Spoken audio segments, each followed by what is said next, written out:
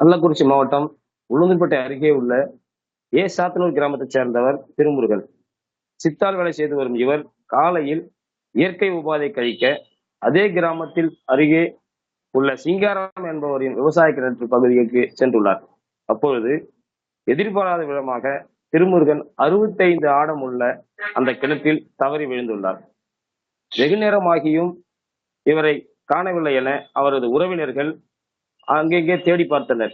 அப்பொழுது இந்த கிணற்றின் அருகே இவரது துணிகள் இருப்பதைக் கண்டு அதிர்ச்சி அடைந்துள்ளனர்.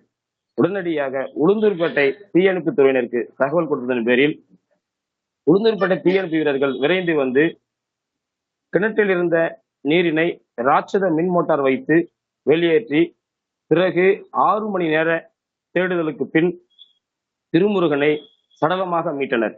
இவரது உடலை கண்ட அவரது உறவினர்கள் கதறி அழுத காட்சி காண்பவரை கண்கலங்க செய்தது. மேலும் இது குறித்து எடக்கல் போலீசார் விசாரணை மேற்கொண்டு வருகின்றனர். இயற்கை உபாதை கழிக்க சென்ற இளைஞர் கிணற்றில் தவறி விழுந்து உயிரிழந்த சம்பவம் அப்பகுதியில் பெரும் சோகத்தை ஏற்படுத்தியுள்ளது. கள்ளக்குறிச்சி மாவட்டம் உளுந்தூர்பேட்டையிலிருந்து செய்தியாளர் கிருஷ்ணமூர்த்தி.